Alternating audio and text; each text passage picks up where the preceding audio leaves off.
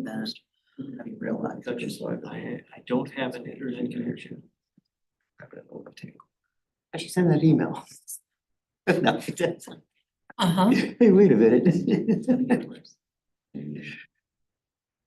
There. Take a look at the check register. Let's see if it's current.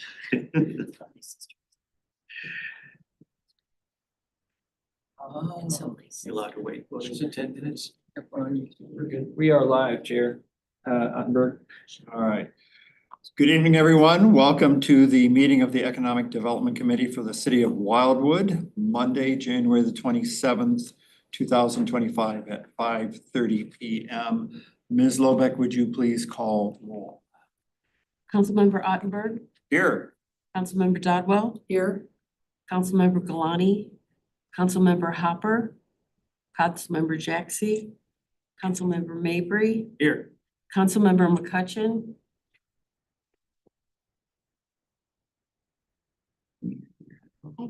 Okay, means we're live over there. She's not. Deb, if you are hearing us, go off mute. I'm trying, it won't. We have to have. Yeah, we can hear you. We hear Yeah. you. It is fine. okay. Can you hear me now? Hear you. Yes. We have to see her to. Okay. I've had 4 different devices here and finally my phone connected, so We have to be able to see your face to just for. Councilmember Deb, can we see you in person in order to take proper attendance? I don't know how I would do that. This is the first time I've used my phone. Give me a minute. Or go ahead and I'll keep working on it. Is that the end of the roll, Ms. Lobeck? Yes, it is. Okay, we'll give you a minute. Did it come up? Yes. Oh, yeah, there you go. All right, perfect. You got it. Okay, so let the record show that we do have a quorum.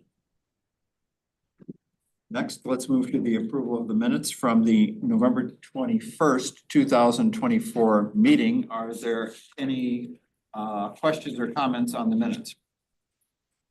Then in that case, I will entertain a motion to approve the minutes. Motion made by Councilmember Mabry, seconded by Councilmember Preston. All those in favor of approval of the minutes, please signify by saying aye. I Any opposed? Any abstentions? Minutes approved. All right, next we move to public comment. Ms. Lobeck, I have no or I'm card. sorry, do we have anybody online? Mr. Cohn, Edward Cohn would like to speak. Let's go ahead. Okay, Mr. Cohn, I believe we have you online, so the floor is yours, sir. Thank you for joining us tonight.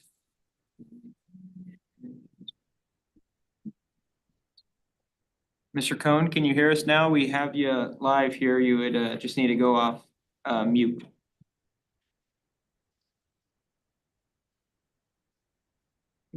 Away. Okay, let's come back then to Mr. Cohn, and we have some guests here in the audience. Would either one of you like to make some public comment? No, Nancy A says no. Okay, Okay, I think I found my mute button. You sure did. All right, is it my turn to speak? Mr. Cohn, thank you for joining us tonight.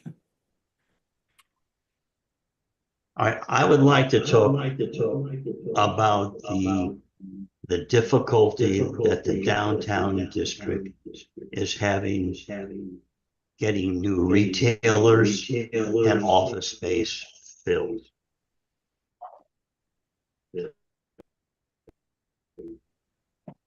Mr. Cohn, bear with us just a moment. After COVID, there's been a shedding as well as closing of offices. Retail. In 2006, the city of Wildwood enacted an ordinance that addresses certain incentives that can be used to help building owners and developers. However, that ordinance only spoke of tax increment financing, neighborhood improvement districts, community improvement districts, and transportation development districts. Mr. This was in 2006. Cohen, can you hear us? In 2011, the state of Missouri created Chapter 100. Chapter 100 is a means for individual municipalities to offer incentives to building owners and developers that would not create a bond or a cost to the city. In particular, this would allow for the exemption of sales tax for construction and personal property tax. Also, there's another provision that might provide for some real estate tax abatement. I would like to ask City Administrator Lee to distribute to the City Council what information he has on Chapter 100, as well as hope that the City Attorney Young could also assist as to what needs to be done for the city to take advantage of Chapter 100. Neighboring municipalities such as Chesterfield, Creve Coeur, and in particular Ellisville have utilized this type of incentive to help businesses get started and be able to sustain their business. Most recently, Midas Hospitality utilized this Chapter 100 when they developed the apartment complex on Manchester Road, just east of Culver's. If we could make this available to property owners and developers, that savings would go to who our logical new retailer or office user would be. And that is not a national credit tenant. Most likely, it's a mom and pop who would like to do business, and their biggest shortfall always is being undercapitalized. If a building owner or developer had the ability to save money on the purchase of construction materials and personal property, that savings could be passed on to that new tenant to provide them with relief on rent, especially during their first few years of business. And as to personal property, it is typical for a landlord to offer a tenant improvement allowance. For instance, the installation of shelving and related items. And if there were sales tax exemption on those items, that again could be passed on to our new prospective occupant of the city. So I would like, if you could, please to gather as much information as possible as the feasibility of this to work, bearing in mind that if there's sales tax exemption granted, it's not going to be something that's going to affect a manufacturer or business within the city of Wildwood. Most likely something outside of the city limits. This would be a big help, especially for a business to get started. Previously, I was given a template that was related to the ordinance that was established in 2006, which I completed and submitted to the City Administrator Lee, the Director of Planner Vujicic, Mayor Garitano. And I think that might be beneficial if you would review that and see how it would be applied to the development that Greenberg Development is contemplating. Thank you very much. Thank you very much. Colin, thank you very much for joining us this evening and for your comments. We appreciate it. One thing, if you don't mind, with your permission, Chair. Councilmember McCutcheon, could you try speaking into the microphone so we can test our audio? I'm trying. We can hear you. That's perfect. All right, good. Could you hear me? Yeah, we can hear you just fine. Thank you so much. Mr. Okay. Cohen, hear us? I'd say no. Have your phone on. I'm gonna text Mr. Cohn, but why don't we move on, unless we have any more public comment, why don't we move on to discussion items? Sir.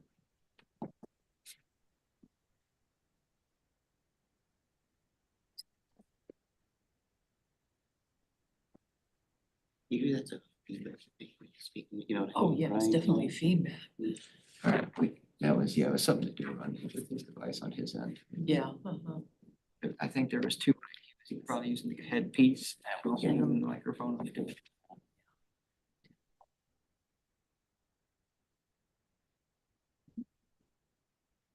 Whatever you're.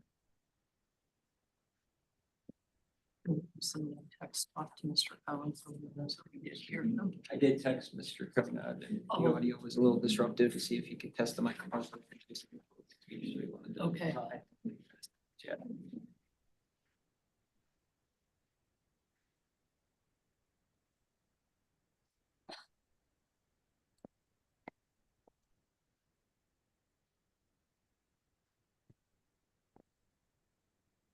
We are having technical difficulties, so please stand by as we work to address these issues. So maybe it's not just me. No. You're coming through quite clear. Yeah, but now it won't let me pull up the agenda. My phone seems to have internet, but the rest of my devices don't seem to have that. So I have no clue what's going on. All right. Well, we will be going through the agenda and you should be able to hear each point as we bring it up. So we'll do the best we can to make sure you're included. Thank you. Mr. Lee, shall we continue on to discussion items and in particular for information, beginning with an update on business changes and other business news? Certainly, Chair Rottenberg. So a couple updates. I just wanted to call attention to a couple of things that are going on, a couple of events to ribbon cuttings. So Sania Spice Grocery opened up in the Deerbergs Plaza over there up in Town Center at 244 Taylor Road. They actually opened back in December, but they will be hosting, the city will be hosting for them, but they'll also be having the event at their storefront on February 28th. That is a Friday at 11:30 a.m., but feel free to show up at 11 to about 12 o'clock. On top of that, West St. Louis Chamber of Commerce, along with the city, are going to be working to host a ribbon cutting for mattress dogs, which just opened up over on 101 Plaza Drive. That'll take place on Thursday, March 20th at 11:30 a.m. Similar to Sania Spice and Grocery. Other than that, wanted to just point out the tour that a lot of members on the committee that are sitting here tonight participated in for the St. Louis Community College. They're looking to open in April of 2025, have a ribbon cutting at that time. And just wanted to really point out how interesting and amazing that facility looks. And it looks like it's going to be quite a draw for the city. So just wanted to give kudos to that. And it will actually, we confirmed it is the biggest building in Wildwood after it's completed. Can I ask a question? Yeah, Councilmember Dodwell. Have you received from them the listing of the Programs, programs? we have requested it. I have not gotten it back. Okay, okay. Well, I know departments. we had requested it and the president or chancellor or whatever, bigwig had specified that they provide that to us so we can post that. So. May I ask a question? Councilmember Dodwell, absolutely. I'm sorry, Councilmember McCutcheon. I can remember some time ago, when they put, the senior development, I guess it was. And they were wanting Generations Drive to go all the way through, and I can't remember the street that it would feed into. But since the college is getting bigger, are we gonna have more than one access point to the college? So I can answer that. With your Please, permission. City So that- Administrator Lee. That was something that the Department of Planning and the Department of Public Works, the city pushed on quite a bit during the process when they were coming to get site plan approval and whatnot. Unfortunately, that was not something that they were able to secure. So in this case, where that road would go, it'd be actually pushed down out to Manchester. That is the initial, I mean, the overall goal. It'll take, you know, a different project to get it there. But right now, what the plan is, and MoDOT is aware of the construction of this building, they are currently looking at that intersection off 109 to tinker with the timing mechanism of the light and also potentially make some improvements right at that junction. So we're trying to work with them right now to figure out what the best approach will be, but they're pretty much saying until they see that increase in traffic due to due to the student presence, it's tough for them to really know what the traffic implications will be. But I will say that the city pushed pretty hard to have that second access because we kind of assumed this was gonna be an issue, but it was something that they just said couldn't happen based off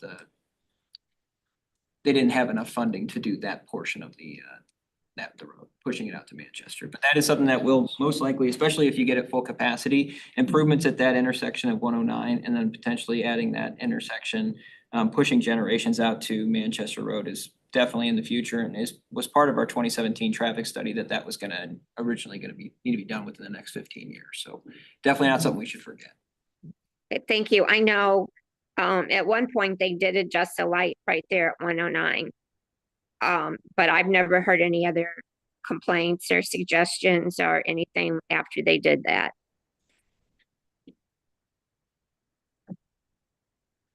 Can I speak to the ribbon cutting, Um, or do I need to, for Sneha? It's just a notation of a time. I'll tell you what, why not? Go ahead. Okay. On the Wildwood, Facebook piece, it had listed the ribbon cutting at 12:30, from 12:30 to 1:30. And I remember that because I noted it in my calendar and I posted it on the Businesses of Wildwood Facebook page. So I just wanted to confirm that it's at 11:30, not 12:30. Which ribbon cutting is that? The Sneha Spice Grocery Spice on the 28th. It should be at 11:30. Okay. Oh. 11:30. You may want to take a look at that. We did. Are you seeing it on Facebook or are you seeing it somewhere else? I'm seeing it. Is that Facebook or? I thought it was public event by City of Wildwood. Oh, City of Wildwood. We'll connect after, just Okay. to confirm, but it is 11:30. You got it. Thank you for pointing that out. Sorry. No, that's fine. All right, City Administrator Lee, do you have more updates on the? Yes, a couple more updates there, Chair. Thank you very much. We have Kasparek and Associates, Inc. They just opened up on January 1st over at 2642 Highway 109. It's the business park right across the street from the community college.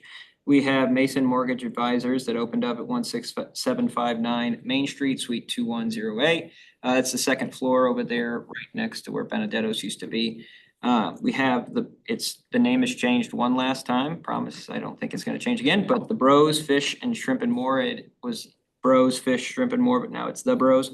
They're opening up at 16590 Manchester Road. They're making some final little renovations on the interior, but overall they plan to open, I would say, early February is kind of what I'm thinking based off the most recent conversation, so that's good to see. They've been posting, they had a post about coming soon here, so that's good. We have Wildwood Tobacco and Liquor that is opening at the Village Plaza. They have two different storefronts, actually rented out 3 different storefronts. They're at 16435 all the way, also 16436, 16437 Village Plaza View Drive. They're gonna be opening within the next month as well. quick note too, our local business organization will have their next meeting on Tuesday, February 11th from 7:30 a.m. to 9 a.m. at Living Word Church. And it'll be featuring Dr. Ben Hebdison from Rockwood School District's Partner in Education. The department can personally speak to that. We've had the Partners in Education program come to City Hall actually, and we had some interns over the summer of 2023, and it was an excellent opportunity to give them some real world experience. So good to see that. And then our West St. Louis County Chamber of Commerce, the next meeting will be on Thursday, February 27th from 11:30 to 1 p.m. over here at the Wildwood Hotel. Good news. But other than that, the department's available for any questions. Are there any questions for Mr. Lee? Hey, Councilmember Mayor. thank you, Chair. Mr. Lee, at the tour, I had been interested in the percentage of attendance by students of both Wildwood locally and then surrounding municipalities. And then even wider spread of commuters to the junior college, to the community college. Could a request be made of the individual that had answered my question there, provide the statistics and a little more detail that we could leverage and have under belt to reference as the attendance ramps up from the 600 to the 2,000. Yeah, we can make that request. Are there any other questions for Mr. Lee? Then let's move along to an update on the Wildwood Business Forum. And for that, I will turn things back over to Mr. Lee again. Thank you, Chair Ottenberg. A couple quick notes here. Overall, the business forum was pretty well attended. Took place in the very room we're in now. It was a pretty good event because we were kickstarting a couple different things. One being our window decal program, which we'll talk about a little bit more today, and then also our sign code survey that we're hopefully get some really specific feedback from and be able to act on here and discuss at a later date. But overall, just a general summary, a lot of council members did come out to support it as well, including a lot of members here, Mabry, Dodwell, Councilmember Kranz, Albers, Councilmember Marshall was there, obviously. Chair Ottenberg was there as well, leading the presentation, and our Communications Economic Development Manager, Gina Tart. We also had R.L. Jones speak, just kind of from experience, and Dr. White actually had a special guest appearance just because he was here, and the community college was discussed. So overall, it was good turnout. Seems like the forum is a pretty well supported event that we have here. One, before I jump in, actually I'll ask at the end, but one request that was discussed at the forum was potentially having the next forum at the new community center, that they're gonna have the shared room that they'll have at the new community college. So that might be a good way to get some exposure, but still have a city event elsewhere. So we can talk about that once they get a little bit more firmed in on their opening date. That said, we did actually show off our new window decals that were decided upon back in November. All the commercial businesses that were in attendance, everyone picked up one, so that was good. Pasiglia's picked up theirs, Rockwood Eye Care, just to name a few. So they actually have put those up hopefully already. The other kind of the draw in here is that we're going to be promoting this very logo and also this general theme to invite commercial business owners to come to City Hall, pick theirs up, but then at that time, it's kind of a twofer, because then you can give them their window decal and eventually have promotional opportunities with it, but then you can also have, when you're handing that out, a sit down with them to learn a little bit more about their business. So to draw them in and then have that discussion with them to see what could help them. On top of that too, we did talk about the sign code, why it was founded, the reason why it is the way it is, why we're a little different than other communities. And then that kind of led into a general discussion about the our sign code in general. A lot of questions about signage, visibility, always being a key issue that our businesses bring up. Now this QR code you can see here on the page actually brings up the survey that it leads the individual to take. It's a generalized survey, takes 5 minutes, but hopefully they read the sign code. They also have a link to the guide to our sign code, so it kind of walks it through a little bit more digestible. The key here, though, is that the feedback that was received was that we need bigger signs, more signs, the typical, but the one that may come up, and something we could discuss during the sign code review piece of this, our programming tonight, would be the escrow, a $500 escrow that is pulled out for each business that does construct a sign and affix a sign to a wall.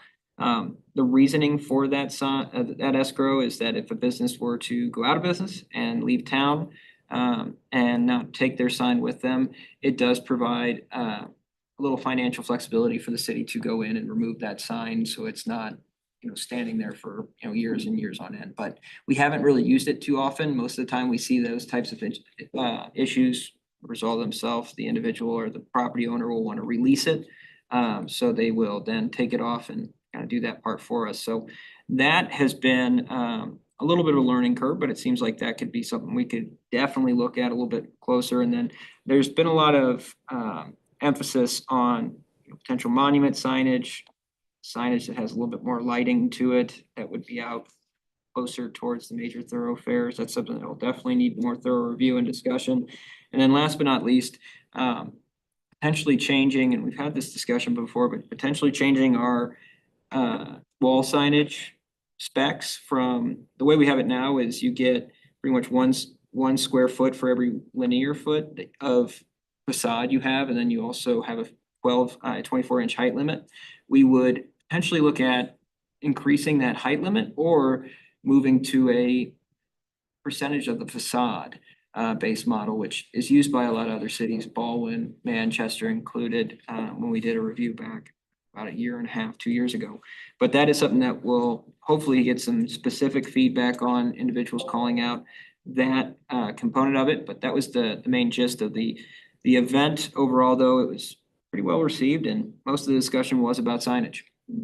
Department's available for any questions.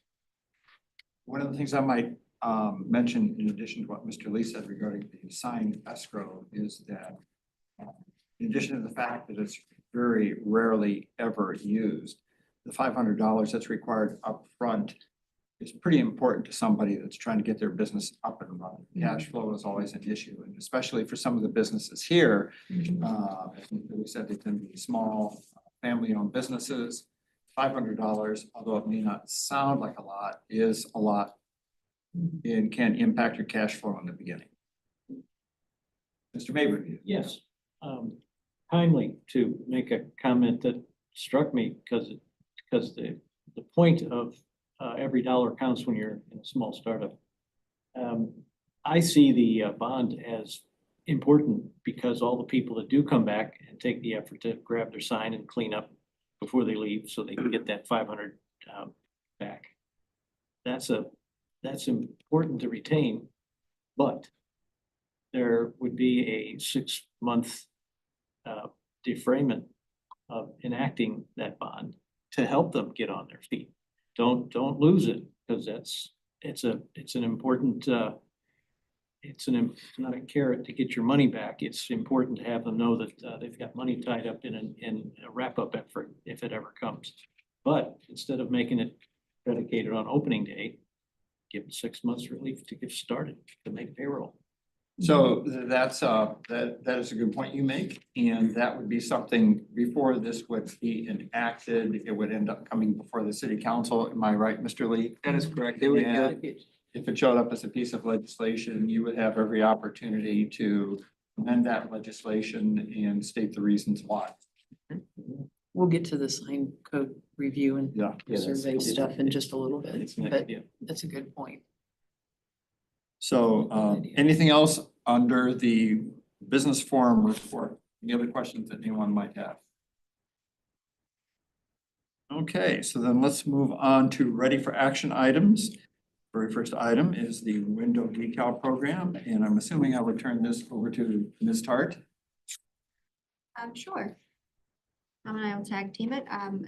The business forum, when we launched it, everyone was really receptive to it. It seemed like the audience was excited about the possibility of adding this branding to their storefronts. A comment was brought up though about, could we also fold it in to include other non-storefront type of businesses such as the many that we see at the farmer's market? And could the graphic be adapted to work in different formats and or tweaked and changed possibly to work in other types of purposes. So on this rundown that was included in the packet today, just a few things that we've already talked through, but the budget, that was a very low cost piece to make. We spent $420. It was very affordable to produce what we did, which is 200 double-sided clings. So future considerations as it goes down further, it's talking about possibly expanding to some sort of a marketing campaign. So there'd be digital components, which would make it tie all together.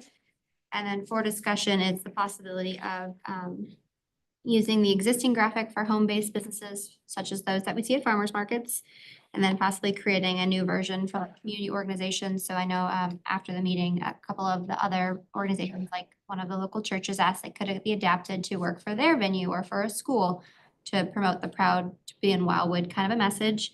And then during the meeting, it was mentioned, could it be adapted for residents to maybe possibly show on their cars as like a proud Wildwood resident or, I love Wildwood, something along those lines. So those are all additional components for discussion for the committee to talk through tonight. And I can add, thank you so much, Gina, with your permission to share. The Absolutely. main thing was that it was brought up that the current program is a little bit more geared towards putting these window decals into windows of our storefronts. So it would be kind of a unified front when you go to one of our local shopping malls. So the question was, hey, what about our farmers market? What about home-based businesses? So the question tonight is this something? Even professional businesses. Yes. Some of the. So the thing is, you can kind of kill two birds with one stone with these window decals. Luckily, they're pretty affordable to make. They're pretty high quality. If you have a home-based business, you can have, the thing is, if you don't have a physical storefront, you can still be a proud Wildwood business. We have the data showing those businesses that you gotta have a business license still to operate in Wildwood. So in this case, if those individuals have a valid business license with the city, we could still give them the sticker, and there's two ways to use it. They could put it in their back window of their vehicle, and then it shows like they're kind of on the go or whatever business they have. It has that promotional ability. But the other component is, if they'd like, those stickers don't just stick to windows. They could be put onto, cardboard or some type of material of their choice to make sure it could be brought with them to wherever their point of sale is. So the question is the committee okay with sharing these stickers with the non-home, just the home-based business community? That's the main question tonight. And if so, the department would request a motion to expand it to the home-based business community. If not, then we can have that discussion as well. All right, so would anybody like to make a motion along the lines that Mr. Lee is suggesting? Motion made by Councilmember Preston, seconded by Councilmember Mabry. Any discussion? I just think it's a great idea that people want to, have any bit of pride in showing the home bit. I think that's great. I mean, hell, I'd really like to have, I like, the Wildwood stickers for the back of cars or something. I mean, everywhere, a lot of regions and areas. I mean, I'm from the Northeast up in the Great Lakes. There's like everyone up there has a Great Lakes sticker on their car. I mean, why not? Honestly, it makes, now I kind of want to design a whole new thing, but. Yeah. Especially people from the UP of Michigan. No, the Hoopers, yeah. Yeah. Yeah, that's a whole other world up there. But no, I think that's great. Yeah, is this for home-based businesses only or all businesses in Wildwood? So, with your permission, Chair, as of right now, Councilmember McCutcheon, it is only, the direction that was given was only for a commercial-based business. So the logo you see in front of you, the Proud Wildwood business, would only be given to somebody that has like an actual storefront here in Wildwood, for example, like the Starbucks down the street. Whereas the ask tonight is, we've received already some interest from our home-based business community and individuals that go to the farmers market. And the good thing is these stickers are pretty versatile, so we could share them with the home-based business community as well and have them used as they wish. Thank you. Councilmember Dodwell. Might I ask from a couple of business people here in the audience whether they feel these would be helpful in that regard? So I participated in the farmer's market and I brought it up at the meeting too. I think it would be great. We would be great promoters. I've got a business license with Wildwood. So that's very appropriate, but I see others that if they don't have a business license, they could still, because they're right there at the Wildwood Farmers Market, so why not have them have that decal also? Yeah, I would be interested in the inclusivity. I would be interested in the inclusivity and being a part of not have it just be for commercial business. And I suppose the fact that, pardon me, Councilman Maverick. I suppose the fact that it says encourages people to buy locally, well, even though they may be from outside the city, they're displaying their wares here, so they would still be buying locally. That may be a stretch of the definition. The only thing that it says proud Wildwood business, as long as the individual's okay with that, I mean, it is still promoting Wildwood, so there's a. I'm sorry, Councilmember Maverick. Just the thought that it doesn't appear to me that too many people are going to be rounding these up as collector's items. So in the area of, so that, are these being provided to those that qualify by being an attendee at the farmer's market and or having a commercial front and or having a registered home business? So how it's worked right now is the idea is, right now, it's for commercial only. So tonight we would need the motion that Councilmember Press has made pass to provide that more expanded view. But the idea would be, we're gonna push this out now, be a social and invite business owners that are, in good standing with the city to come by City Hall and pick theirs up. Okay. The other component though, is we'll also have pretty much any interaction. We have many interactions at different intervals with the business community. Anytime we see them and they're not wearing the sticker just yet, we would bring that up as a point of action, to be able to give that to them. So it'd be free of charge. And what we're asking tonight would be that Expand that to home those base. expandings would also be free. Yes, for home-based businesses. And I would like to have the opportunity to motion that give them away to people who want to put them in their cars too. What do these things cost us? $3 a piece? It costs $2, about $2 a piece. Okay, then as I don't think a lot of people are gonna put them on just as graffiti, then I'd like to see all four parameters of ownership. It sounds like we're talking about as free, and then just see how much that's abused, because I don't think it will be that much. Actually, we don't need an amendment to the current motion, do we? Theoretically, if Mr. Roberts Rules was here, he would.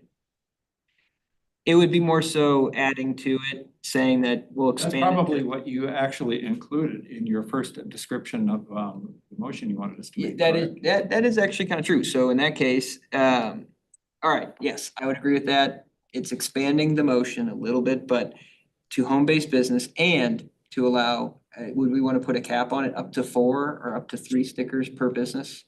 Right now, we can't. Yeah. Yeah.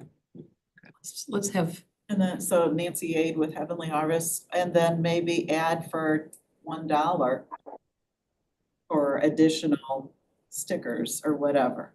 Maybe even making the stickers a little smaller to be added to a car. Just a thought, but tacking on, if I'm gonna be a proud owner or a proud promoter of Wildwood, there needs to be some skin in the game too, so for 25 cents, 50 cents or whatever, so it's a win-win and there's some shared responsibility. So here's what I think we should do. Let's go ahead, since we've had a couple of recommendations here. Mr. Lee, would you review the actions you initially wanted us to take for which we made the motion? Yep, so okay, how about this? We will actually vote on an amendment tonight then. I have an idea. So Okay. original motion was to expand to the home-based business community. An amendment was made that these stickers be given out at, what was the number agreed upon, 3? Yeah, 3. Cap at 3, so to not only give these to both home-based and commercial, but to give up to 3 stickers per business owner to ensure that they're being properly displayed. Hopefully you get saturation in the market. So that would be the. That's the amendment. Amendment, To give so, up to 3, the cap. so let's go through the formal process then. Would somebody like to make that motion for that amendment to be included? Councilmember Dodwell, would someone like to second it? Councilmember Mabry. So we have an amendment to increase the maximum number of stickers that we would hand out to local businesses from 1 to 3, correct? Yep. Okay, so any discussion? And they would also. Only, Councilmember Mabry. the only point of added writing detail would be that qualifying recipients would be commercial storefronts, home-based businesses with a business license, someone with a car, and someone who attends a farmer's market, whether they're registered in Wildwood or not. That's a client base of 4 recipients. Unless Okay, so somebody can think of another. That would be a little bit, so that's changing the motion just a bit, so that, okay. Would the city have its own discretion on who it gives it to, so that it would say, if you don't have a car, you don't get one? No, the car is not the problem. I would say that typically how we've broken these out, it doesn't matter, we could do it, but the home base versus commercial, just because those are the way, that's the way we're able to see if a business is in good standing, meaning they pay their state taxes, they're registered with the Secretary of State, and then they go through the official process, because if you expand it to businesses outside the scope, but if they're at our farmer's market, that's our farmer's market manager typically does a pretty thorough look at those individuals.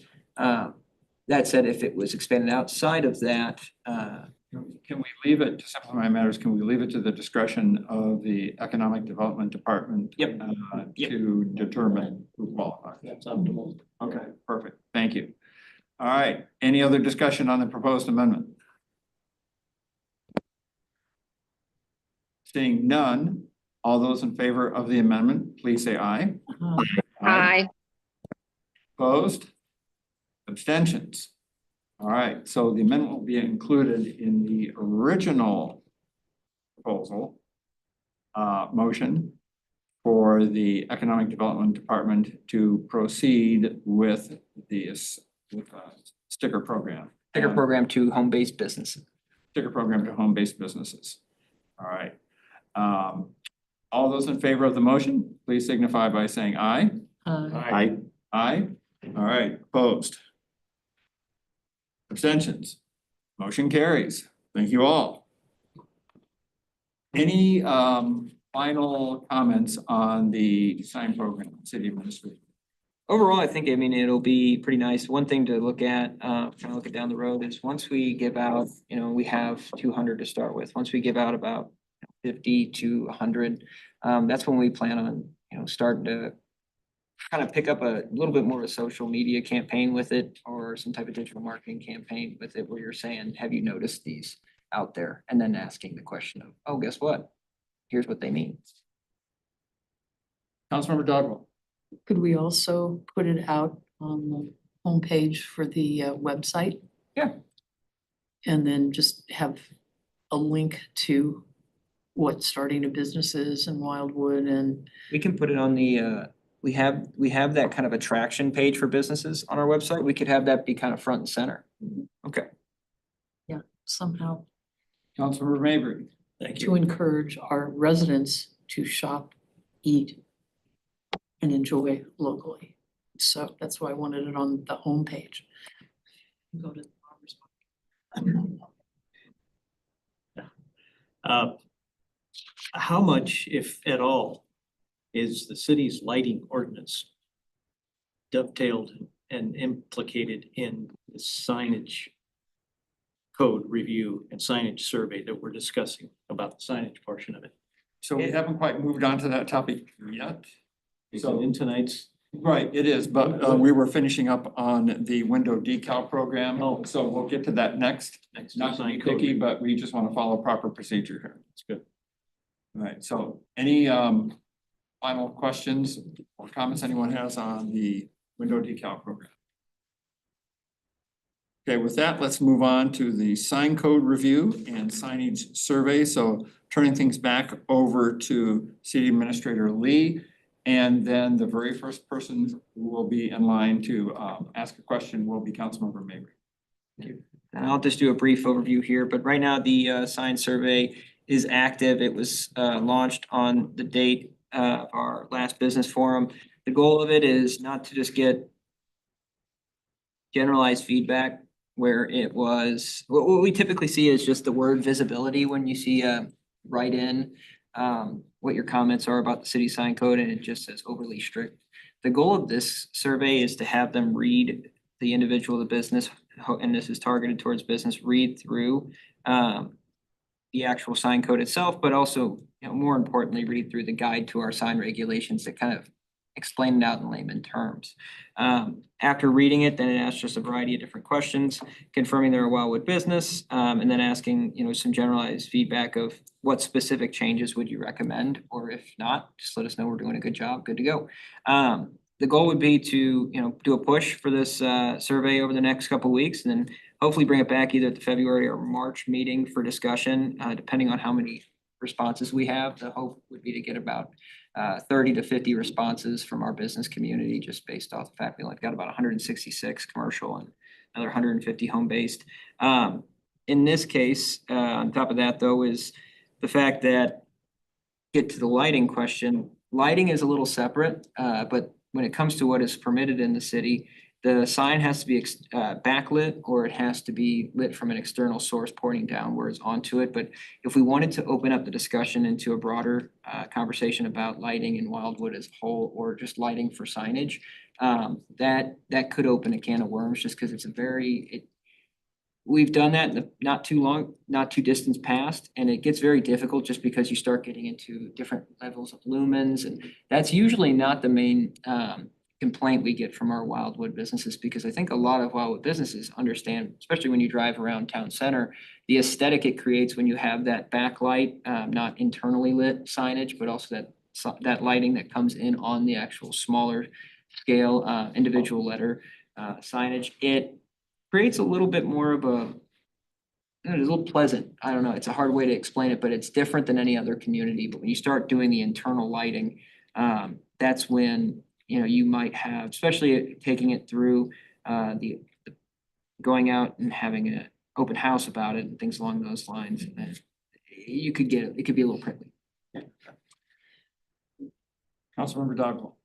Well, one hope is that we get some consistent feedback from not only the individuals that were at our forum this last time, but other businesses in town that have locations along some of our high-speed rights of way here in town. And I think that's where we get our biggest complaints on signage, is that going down 109 or 100, it's hard to see some of these businesses unless there's a shopping center back behind the trees and the bushes and everything else that makes Wildwood look Wildwood. So I'll be interested to see what kind of feedback we get, specifically on the one at 109 south of 100. Those businesses would like to be able to put something similar to what we have over by Schnucks up on the front, so that when people are going down the street, they can at least see that, hey, there's a restaurant here, there's a photographer here, there's a store up front for clothing and things like that. Mhm. All right, Councilmember Mabry, I said you were gonna be the first person to I'm make a sorry, I comment took or it. ask a question, and you were second. I apologize. Seconds close to first. It was nice of you to let the ladies go first. I'm a male chauvinist pig from way back. I know you are. This caught my eye, and it caught my eye because there's a lot of people who have businesses who haven't read the sign code just from human nature until they found out they violated it, or they can't have what they presumed they could. So when I see, prior to taking the survey, respondents must acknowledge that they have read the city's sign code. Instead of must acknowledge, I'd like to use psychology in having the city figure out how to trick them reading the sign code. Because if they haven't yet done it before they're gonna take this 5-question survey, in the years that they've been running their business, they're not gonna read it to take a 5-question survey to get out of it there, just so they can write down how miffed they are about not being able to get the sign they want. So I'm looking for a pull instead of a shove.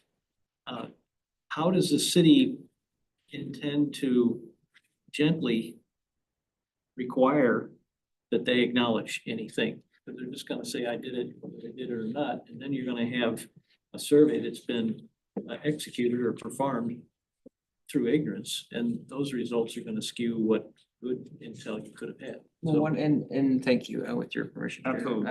A lot of this, the survey itself is open-ended, so really, it's gonna be examining the responses. So if we get the same response of visibility is our big concern, and that's it, then that kind of shows that they maybe didn't read it but if they go in and they say, I'd like to have the height limit on a wall sign be 36 inches versus 24, which allow my sign to cap out a little bit, it would be able to take up a little bit of a bigger percentage of the facade. Or have an easier process to explain how to get a variance or something along those lines, then I would.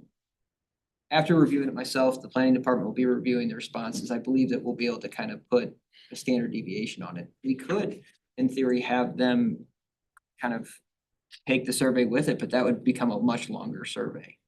Which then is every minute of the survey, if you have more text, the more you add to it, the response rate drastically decreases. So we're hoping that, this is very direct towards our sign code. We're hoping this is their opportunity, that they would take the opportunity to take a look at it. Councilmember Dodwell. Well, my hope would be that after the survey, that we would be able to have some more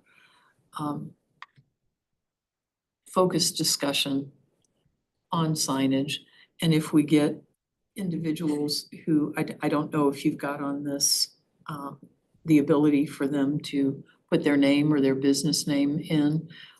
I didn't go to the survey itself yet, since you gave us the questions on this document, but that from that, we would be able to understand what the real issue is for a particular business, and then go back and communicate with them on, okay, how can we help you? So, question, City Administrator Lee, and this might address some of the concern raised by Councilmember Mabry on the survey. Once we get the answers back on the survey, most business owners know specifically what changes they would possibly recommend. And it is very possible that in response to the survey, we may be getting questions or getting recommendations that we allow something that is already allowable under the current sign code.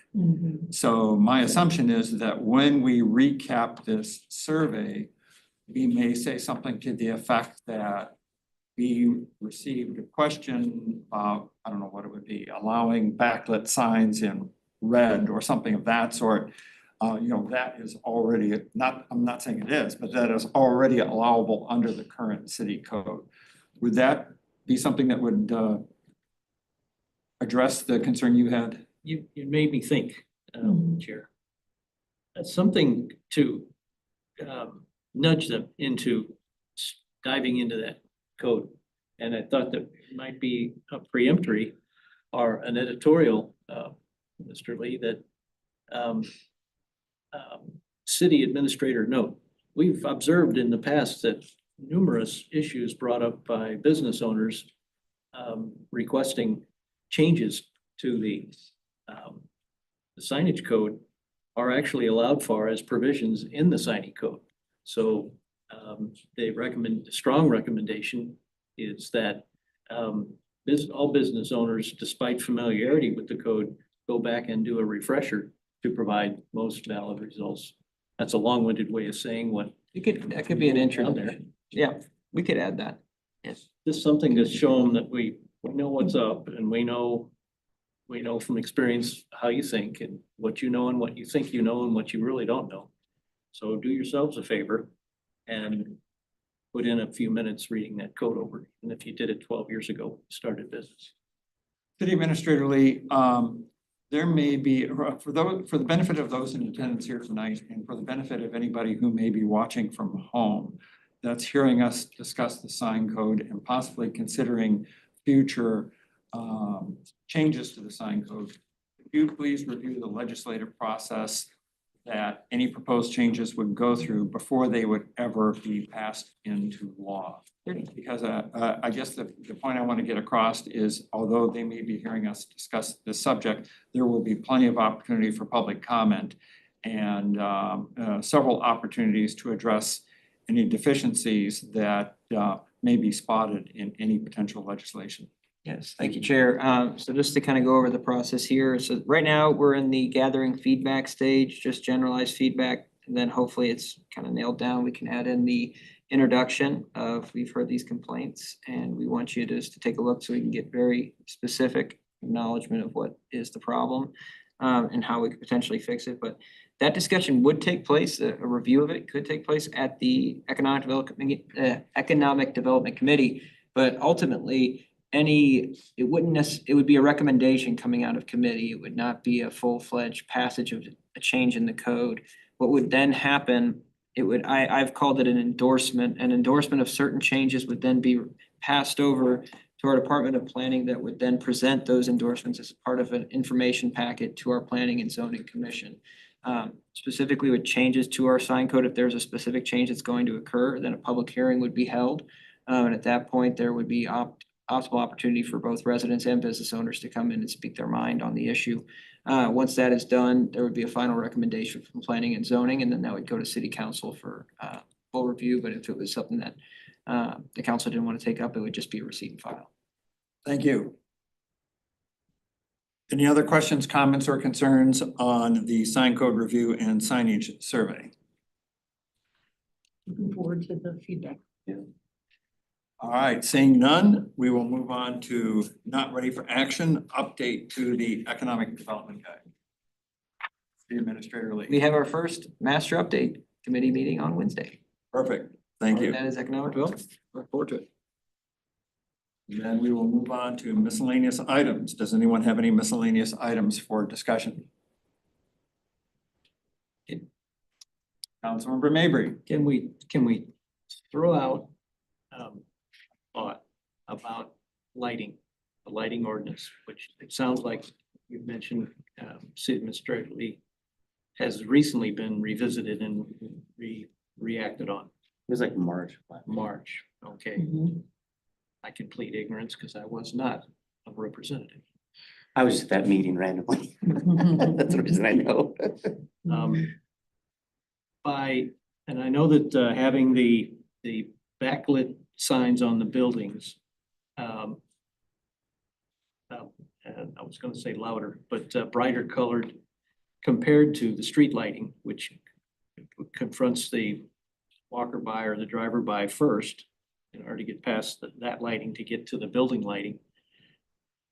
It has this study thought that if we don't like garish lights on the building, can we ramp up the lumens of the street lights so that they share their illumination with the building wall that's got the light, that's got the sign on it.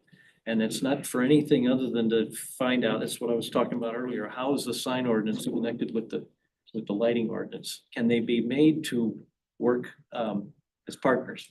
And you don't want giant blaring spotlights on the street, because then you can't see past those to even see that there's a building and a wall over there to find a sign on. So that's really just an errant thought. It came out when we were talking about the combination of the new urbanism with romantic lighting to walk down the street with, and then having the building lighting, and every business owner wants their building lighting to be so bright that it can't be avoided by anybody walking by. So, Mr. Lee, I wonder if Councilmember Mabry's concerns might be best addressed with a conversation with Joe Gunich. He might have some background on some of the city street lighting and what can or can't be done with It's a that. good lead, yeah. Does that make sense? We could definitely have that set up. And the main thing is, if we were wanting to, there's two considerations. If you're wanting to match the lumens of our street lighting to the signage that would be provided for any business that's being put up, we could definitely implement that moving forward, but that could be seen as something of retroactively punishing business. If you're saying now, hey, we have the street lights, especially since we actually just got a grant little bit less than 6 months ago to redo the street lighting that we have up on Manchester to go with an LED base that's still within our code, but is gonna have a slightly different hue. The problem could be that you would have businesses that would have to change out the lighting in their signage just to make sure. And the problem that we saw when we had this discussion before is that once you start getting into the specifics of lumens and Kelvin, Very slow. people get very confused and then they have a reason for then just saying, I don't understand this, I'm gonna break the law. And then they put up, that being said, it's definitely worth the discussion. We can definitely unpack that a little bit if you want to sit down, Mr. Bush. Yes. Points I raise are from an outsider, a resident and someone who it's just much about Kelvins and lumens and watts to be dangerous. So just throwing amateur thoughts for the staff to contend with. No, I mean, your thoughts are very valid. Those of you who are present when we had the discussion regarding lighting here in the city may remember that the discussion got pretty extensive and pretty in-depth. Yeah, I mean, so much so you want to revisit it. Yeah. Yeah, we have to have some defining materials in front of us so Yeah. that we're all talking the same talk. if we're gonna Exactly. get it. So, Like Mr. Mabry, the- does that sound like a the- reasonable next step? Parks and No, planning. just having been able to air it out, gets all the reaction, it's all the value I ever put in it. Okay, all right, thank you, sir. And Councilmember Dodwell. with Mr. Cohn's second briefing to us on this chapter 100 goal, et cetera,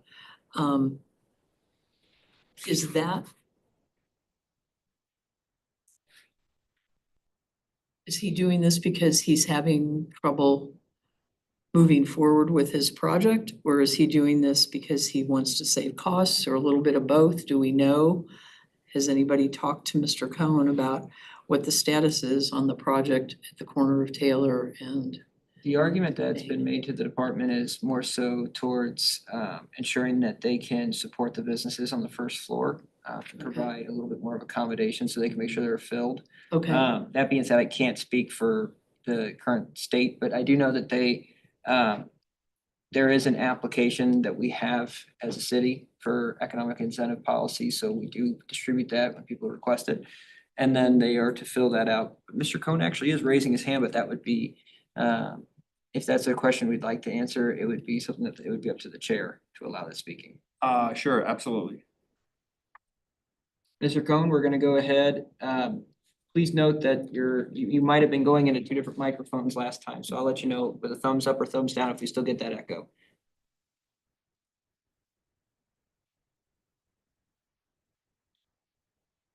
All right, you are He's on his on and you would need, there we go, perfect. Okay, first of all, can you hear me clearly?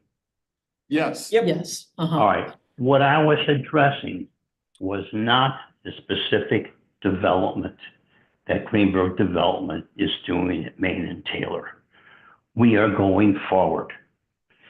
Chapter 100 treatment is not something that we absolutely have to have to make our project go forward. We fully intend to break ground this spring.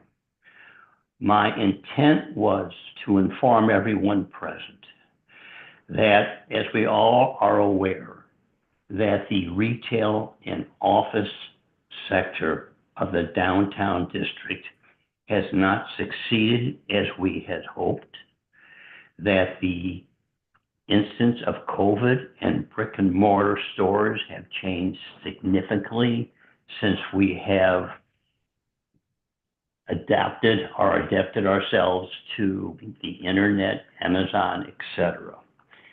When a national tenant looks at a location, the first thing they look at are the demographics in a 3-mile radius. The next thing they look at is traffic counts and visibility from a major thoroughfare. We do not have that. The only national real credit tenant we have is Starbucks, and they do have the visibility on Highway 100. And of course, we do have Dearborn Shopping Center, a local tenant. I believe that our prospective retail tenant and office user is going to be a Wildwood resident, a mom and pop type establishment that probably does not have the capitalization necessary to open up a business where rents, unfortunately, in our town center are extremely high. You mentioned earlier a simple comment about the $500 bond requirement for a sign and how that might be onerous for a new business.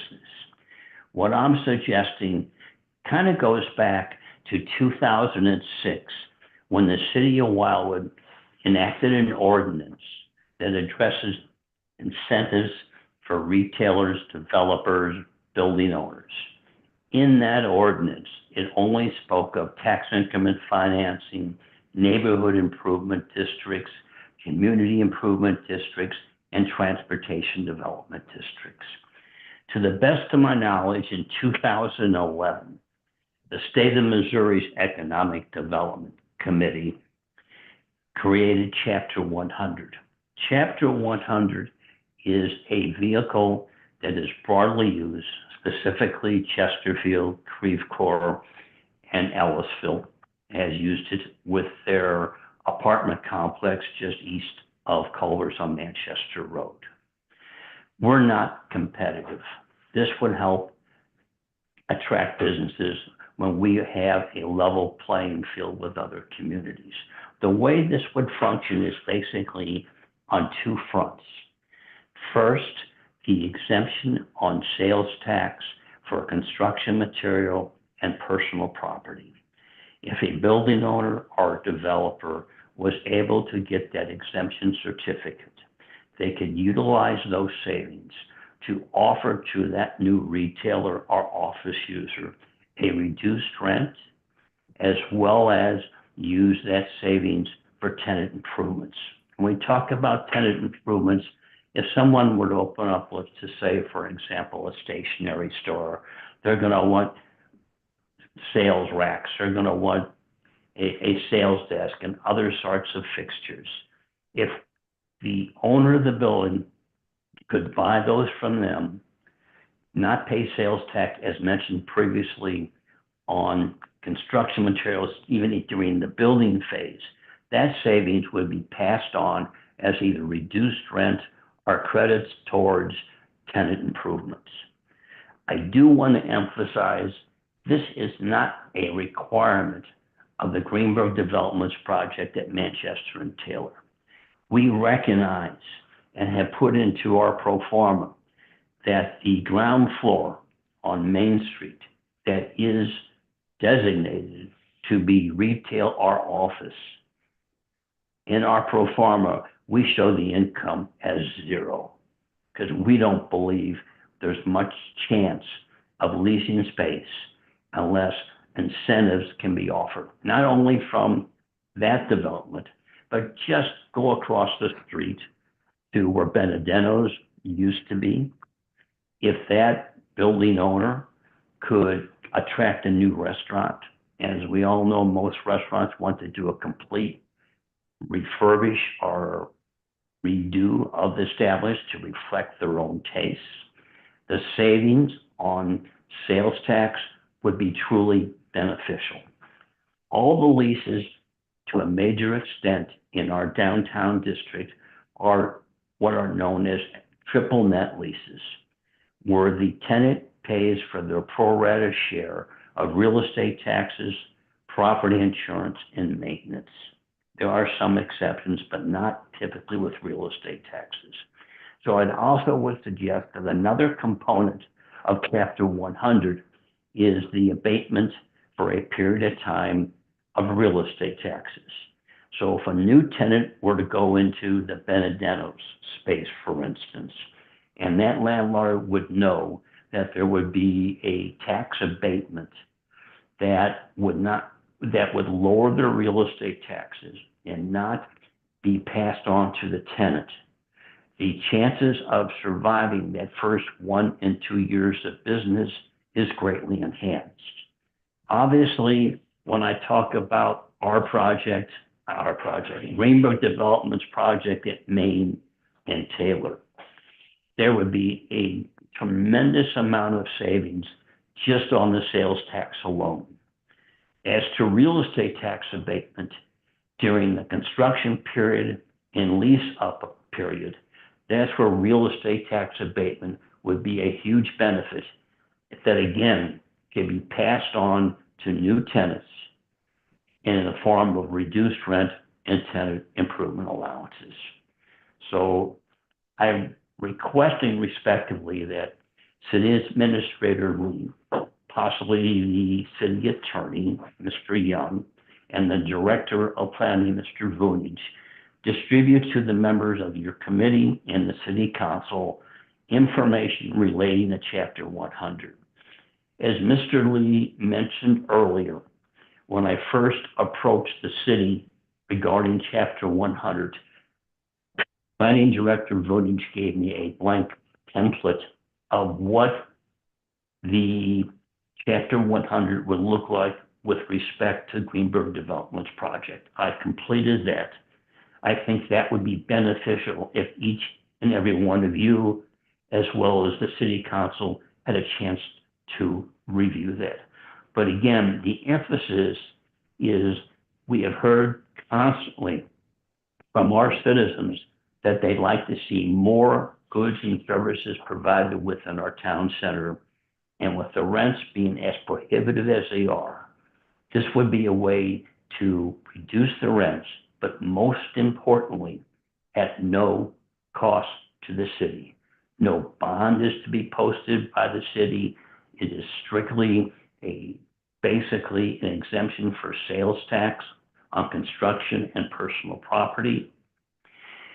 Those individuals who provide those construction materials and personal property most likely are not going to be a manufacturer in Wildwood.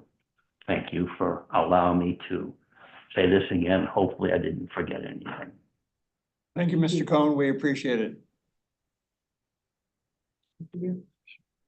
All right, under miscellaneous items, any other comments, questions, suggestions that anyone has?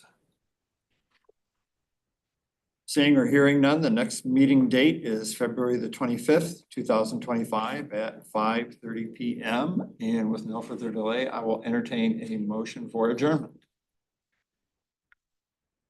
Motion for adjournment made by Councilmember Preston. Do I have a second? Councilmember Dodwell. With a second. Undebatable. All those in favor say aye. Aye. Aye. Opposed? Abstentions?